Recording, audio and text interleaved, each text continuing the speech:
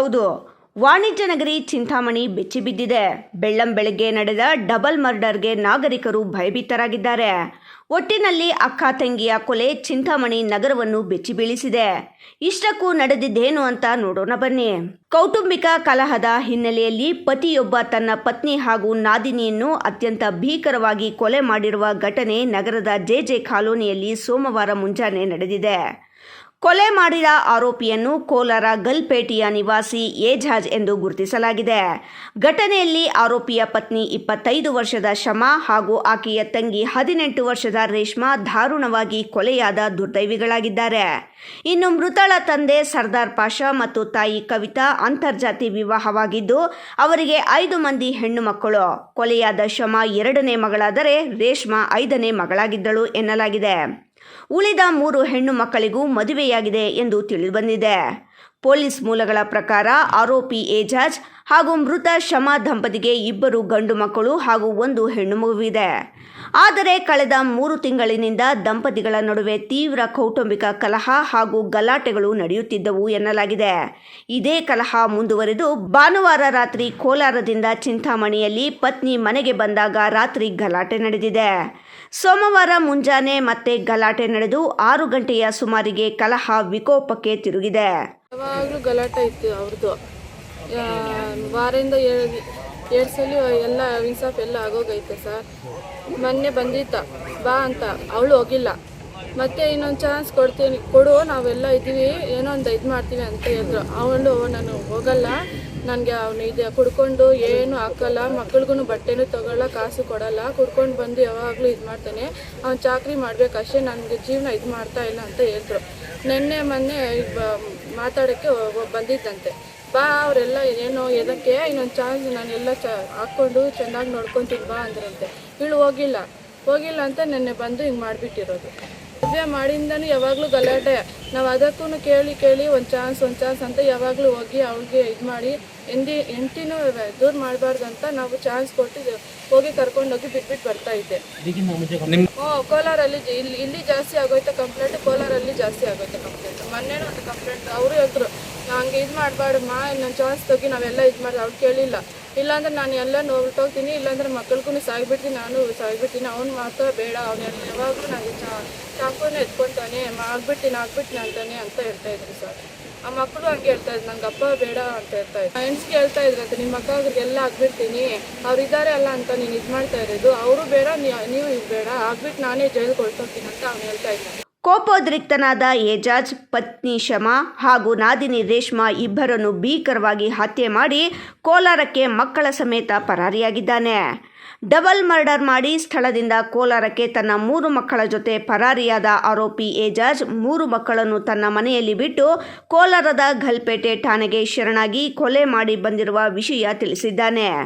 ಕೋಲಾರ ಪೊಲೀಸರು, ಚಿಂತಾಮಣಿ ನಗರ ಠಾಣೆಯ ಪೊಲೀಸರು ಕ್ಷಿಪ್ರ ಕಾರ್ಯಾಚರಣೆ ನಡೆಸಿ ಆರೋಪಿಯನ್ನು ತಮ್ಮ ವಶಕ್ಕೆ ಪಡೆಯುವಲ್ಲಿ ಯಶಸ್ವಿಯಾಗಿದ್ದಾರೆ.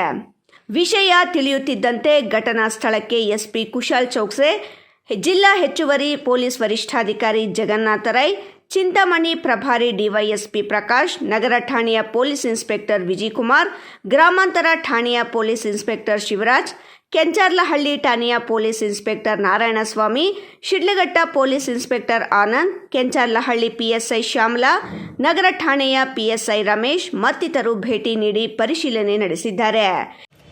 ಇವತ್ತು ನಡೆದಿರೋ ಘಟನೆ ಏನಂತ ಹೇಳಿದ್ರೆ, ಶಮಾ ಮತ್ತು ರೇಷ್ಮಾವನ್ನು ಏಜಾಜ್ ಖಾನ್ ಅನ್ನೋನು ಕೊಲೆ ಮಾಡೋದು ಅಂತ ಗೊತ್ತಾಗಿದೆ.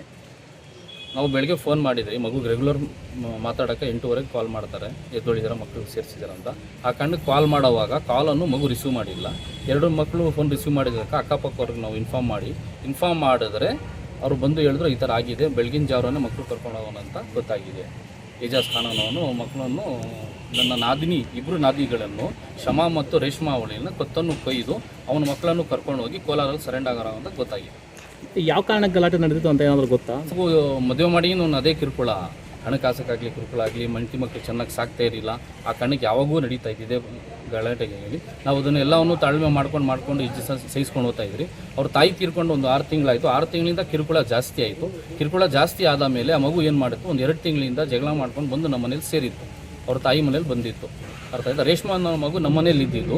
ಆ ಮಗುಗೆ ನಾವೇನು ಮಾಡಿದ್ರಿ, ಈಗ ಒಂಟಿ ಮಗು ಇದೆ ಅಂತೇಳಿ ಇಬ್ಬರನ್ನು ಸೇರಿಸಿ ಒಂದೇ ಗೂಡಲ್ಲಿಕ್ಕಿ 2 ತಿಂಗಳಿಂದ ಆ ಮಕ್ಕಳನ್ನು ನಾವು ನೋಡ್ತಾ ಇದ್ರಿ. ಮೊನ್ನೆಯಿಂದ ಬಂದು ಮಾತಾಡಿಸ್ಕೊಂಡು ಹೋಗಿದ್ರು. ದೊಡ್ಡವರೆಲ್ಲ ನಾವು ಸೇರಿ ನ್ಯಾಯ ಮಾಡಬೇಕು ಅಂತ ಹೇಳಿ ಮನೆಯನ್ನು ಸೇರಿಸಬೇಕು ಅಂತ ತೀರ್ಮಾನದಲ್ಲಿ ತಗೊಂಡಾಗ ಮುಂಚೆನೇ ಅವನೇನು ಮಾಡ್ದ, ಈ ಥರ ಬಂದು ಕಿರುಕುಳ. ಇನ್ನು ಚಿಕ್ಕಬಳ್ಳಾಪುರದಿಂದ ಬೆರಳಚ್ಚು ತಜ್ಞರು ಭೇಟಿ ನೀಡಿ ಪರಿಶೀಲನೆ ನಡೆಸುತ್ತಿದ್ದಾರೆ. ಘಟನೆಗೆ ಸಂಬಂಧಿಸಿ ಚಿಂತಾಮಣಿ ನಗರ ಪೊಲೀಸ್ ಠಾಣೆಯಲ್ಲಿ ಪ್ರಕರಣ ದಾಖಲಾಗಿದ್ದು ಮುಂದಿನ ತನಿಖೆ ಪ್ರಗತಿಯಲ್ಲಿದೆ. ಒಂದೇ ಮನೆಯಲ್ಲಿ 2 ಯುವತಿಯರ ಭೀಕರ ಕೊಲೆಯಾಗಿರುವುದರಿಂದ ಜೆಜೆ ಕಾಲೋನಿಯಲ್ಲಿ ಆತಂಕದ ವಾತಾವರಣ ನಿರ್ಮಾಣವಾಗಿದೆ. ನಮ್ಮ Chikkaballapur district Chintamani town JJ ಕಾಲೋನಿಯಲ್ಲಿ ಒಂದು ಡಬಲ್ ಮರ್ಡರ್ ಕೇಸ್ ರಿಪೋರ್ಟ್ ಆಗಿದೆ ಅರ್ಲಿ ಮಾರ್ನಿಂಗ್. ಬೇಸಿಕಲಿ ಜೆಜೆ ಕಾಲೋನಿಯಲ್ಲಿ 2 ಜನ ಲೇಡೀಸ್ದು ನಮಗೆ ಬಾಡಿ ಸಿಕ್ಕಿದೆ. ಒಬ್ಬರು ಲೇಡಿ ರೇಷ್ಮಾ ಮತ್ತು ಇನ್ನೊಬ್ಬರು ಶಮಾ. ಈ ಮರ್ಡರ್ದು ಆರೋಪಿ ಅವರ ಹಸ್ಬೆಂಡ್, ಶಮಾದು ಹಸ್ಬೆಂಡ್ ಇದ್ದಾರೆ. ಅವ್ರದ್ದು ವಾಸ ರೆಹಮತ್ ನಗರ್, ಗಲ್ಪೇಟೆ, ಕೋಲಾರ ಡಿಸ್ಟಿಕಲ್ಲಿ ಇದೆ. ಅವರು ಸುಮಾರು ದಿನದಿಂದ ಇವರದು ಮ್ಯಾರಿಟಲ್ ಡಿಸ್ಪ್ಯೂಟ್ ಏನಾದರೂ ನಡ್ತಾ ಇತ್ತು. ಬೇಸಿಕ್ಲಿ ಶಮಾದು ಮದರ್ ಅಂದರೆ ಆರೋಪಿದು ಮದರ್ ಎಲ್ಲದು ಡೆತ್ ಆಗಿತ್ತು 3-4 ತಿಂಗಳು ಹಿಂದೆ. ಆಮೇಲಿಂದ ಶಮಾ 3 ಜನ ಮಕ್ಕಳಿಗೆ ಕರ್ಕೊಂಡು ಹೋಗಿ ಎಲ್ಲಿ ವಾಸ ಇದ್ದರು ಅವ್ರದ್ದು ಜೆಜೆ ಕಾಲೋನಿಯಲ್ಲಿ ವಾಪಸ್ ಹೋಗ್ತಾ ಇರಲಿಲ್ಲ. ಈ ಕಾರಣ ಬಗ್ಗೆ ಸುಮಾರು ದಿನದಿಂದ ಅವ್ರದ್ದು ಗಲಾಟ ನಡ್ತಾ ಇತ್ತು. ಸೊ ಇವರು ಆರೋಪಿ ಇವತ್ತು ಬೆಳಿಗ್ಗೆ ಅರ್ಲಿ ಮಾರ್ನಿಂಗ್ ಗಲ್ಪೇಟೆಯಿಂದ ಬೈಕಲ್ಲಿ ಬಂದು ಇಲ್ಲಿ ಬಂದಿದ್ದಾರೆ ಮನೆಗೆ. ಆಮೇಲೆ ಬೈಕಲ್ಲಿ ಇಲ್ಲಿ ಬಂದಿದ್ದಾರೆ ಜೆಜೆ ಕಾಲೋನಿ ಚಿಂತಾಮಣಿಗೆ. ಮತ್ತು ಮನೆಯಲ್ಲಿ ಹೋಗಿ 2 ಜನ ಲೇಡೀಸ್ ಅಂದರೆ ರೇಷ್ಮಾ ಅವ್ರದ್ದು ಯಂಗರ್ ಸಿಸ್ಟರ್ ಶಮಾದು, ಅವ್ರ ವೈಫ್ ಮತ್ತು ರೇಷ್ಮಾದು 2 ಜನದು ಚಾಕುವಿಂದ ಮರ್ಡರ್ ಮಾಡಿದ್ದೀರ. ಮತ್ತು 3 ಜನ ಮಕ್ಕಳು ಯಾರು ಇದ್ದರು ಅವ್ರಿಗೆ ವಾಪಸ್ ಕರ್ಕೊಂಡು ಹೋಗಿ ಗಲ್ಪೇಟೆ ಹೋಗಿದ್ದಾರೆ ಬೈಕಿಂದ. ಗಲ್ಪೇಟೆಯಲ್ಲಿ ಇವರು ಅರೌಂಡ್ 8:45 ಸ್ಟೇಷನಲ್ಲಿ ಬಂದು ಸ್ವಂತ ಸರೆಂಡರ್ ಮಾಡಿದ್ದಾರೆ. ವೆಪನ್ ಕೂಡ ನಮಗೆ ಸಿಕ್ಕಿದೆ. ಈಗ ನಾವು ಕಸ್ಟಡಿಯಲ್ಲಿ ತಗೊಂಡಿದ್ದೀವಿ ಅವ್ರಿಗೆ. ಮುಂದೆ ಬೇರೆ ಏನು ಕಾರಣ ಇದೆ ಅಥವಾ ಬೇರೆ ಯಾವುದು ಆ್ಯಂಗಲ್ ಇದೆ ಅದು ಕೂಡ ನಾವು ಥರದ್ದು ಯಾವುದೂ ಇರಲಿಲ್ಲ. ಮೊದಲಿಂದ ಈ ಥರ ಗಲಾಟ 3-4 ತಿಂಗಳಿಂದ ಸ್ಟಾರ್ಟ್ ಆಗಿದೆ. ಸಿನ್ಸ್ ಈ ವಾಪಸ್ ಹೋಗ್ತಾ ಇಲ್ಲ ವೈಫ್, ಈ ಥರ ಅವರಿಗೆ ಸಮಸ್ಯೆ ಇತ್ತು. ಅದು ಸಮಸ್ಯೆ, ಅದು ಮೇನ್ ಕಾರಣ ಇದೆ. ಈ ಕಾರಣ ಬಗ್ಗೆ ಇವರು ಈ ಥರ ಬೇಜಾರಾಗಿ ಈ ಥರ ಮಾಡಿದ್ದಾರೆ. ಈ ಥರ ಈ ಫ್ಯಾಮಿಲಿಯಿಂದ ಏನೂ ಕಂಪ್ಲೇಂಟ್ ಈ ಥರದ್ದು ಬರಲಿಲ್ಲ. ಈ ಥರ ಬಂದು ಪ್ರತಿದಿನ ಗಲಾಟ ಮಾಡ್ತಾರೆ. ಮೊದಲೇ ಯಾವಾಗೂ ಅಪ್ರೋಚ್ ಮಾಡಿಲ್ಲ ಅವರು. ಮತ್ತು ಇಲ್ಲೀಗಲ್ ಆ್ಯಕ್ಟಿವಿಟೀಸ್ದು ಏನಿದೆ ರೆಗ್ಯುಲರ್ ಆಗಿ ಅವ್ರ ಮೇಲೆ ಕ್ರಮ ತಗೊಳ್ತಾ ಇದ್ದೀವಿ. ಹೆಣ್ಣೆದು ಕೇಸಸ್ ಆಗ್ತಾಯಿದೆ, ಗ್ಯಾಮ್ಲಿಂಗ್ದು ಕೇಸಸ್ ಆಗ್ತಾಯಿದೆ. ಮತ್ತು ಮೊನ್ನೆ ನಾವು ಗಾಂಜಾ ಕನ್ಸ್ಯೂಮರ್ಸ್ ಮೇಲೆ ಯಾರು ಕನ್ಸ್ಯೂಮ್ ಮಾಡ್ತಾ ಇದ್ದಾರೆ ಅಲ್ಲಿ ಸುಮಾರು ಜನ ಮೇಲೆ ಕೇಸಸ್ ರಿಜಿಸ್ಟರ್ ಮಾಡಿದ್ದೀವಿ. ಜೊತೆಗೆ ಗಾಂಜಾ ಪೆಡ್ಲರ್ ಯಾರು ಇದ್ದಾರೆ ಅವ್ರ ಮೇಲೆ ಕೂಡ ಕೇಸ್ ರಿಜಿಸ್ಟರ್ ಮಾಡಿ 3 kg ಜಸ್ಟ್ 3 ದಿನ ಹಿಂದೆ ಅವರಿಂದ ಸೀಸ್ ಮಾಡಿದ್ದೀವಿ. ಸೊ ನಾವು ರೆಗ್ಯುಲರ್ ಆಗಿ ಇಲ್ಲಿ ಆ್ಯಕ್ಷನ್ ತಗೊಳ್ತಾ ಇದ್ದೀವಿ. ಯಾವುದು ಇಲ್ಲಿಗಲ್ ಆ್ಯಕ್ಟಿವಿಟೀಸ್ ಈ ಜಾಗ ಇಲ್ಲ. ಅವರು ಸರೆಂಡರ್ ಮಾಡಿದ್ದಾರೆ ಗಲ್ಪೇಟೆ ಸ್ಟೇಷನಲ್ಲಿ ಸ್ವಂತ ಬಂದು. ಅಲ್ಲಿ ಅವ್ರದ್ದು ಮನೆ ಇದೆ. ಇಲ್ಲಿಂದ ವಾಪಸ್ ಹೋದರು ಅವರು. ಗಲ್ಪೇಟೆ ಸ್ಟೇಷನಲ್ಲಿ ಸ್ವಂತ ಬಂದು ಸರೆಂಡರ್ ಮಾಡಿದ್ದಾರೆ. ಅಲ್ಲಿಂದ ನಮಗೆ ಫಸ್ಟ್ ಮಾಹಿತಿ ಬಂದಿತ್ತು ಗಲ್ಪೇಟೆಯಿಂದ. ಏನು ಮಾಡಿದ್ರು? ಅವ್ರಿಗೆ ಕರ್ಕೊಂಡು ಹೋಗಿದ್ದಾರೆ ವಾಪಸ್. ಈಗ ನಾವು ಸೆಕ್ಯೂರ್ ಮಾಡಿದ್ದೀವಿ. ಅವ್ರದ್ದು ಇಂಟರ್ಗೇಷನ್ ಮಾಡ್ತೀವಿ, ಕೇಳ್ತೀವಿ ಅವ್ರಿಗೆ ಎಲ್ಲಿ ಬಿಟ್ಟು ಹೋಗಿದ್ದೀರಾ ಅಥವಾ ಏನು ಮಾಡಿದ್ದೀರಾ, ಏನಾಗಿದೆ ಅದು ಎಲ್ಲ ಅವ್ರಿಗೆ ಇಂಟರ್ಗೇಷನ್ ಮಾಡಿ ಆದಮೇಲೆ ಗೊತ್ತಾಗುತ್ತೆ. ಮಕ್ಕಳಿಲ್ಲ ಸರ್ ಜೊತೆಲಿ? ಈಗ ಇಲ್ಲ, ಅವ್ರಿಗೆ ಮನೆಯಲ್ಲಿ ಬಿಟ್ಟು ಅವರು ಸರೆಂಡರ್ ಮಾಡಿದ್ದಾರೆ. ಇಮ್ರಾನ್ ಖಾನ್, ರಾಯಲ್ಸ್ ಕನ್ನಡ, ಚಿಂತಾಮಣಿ.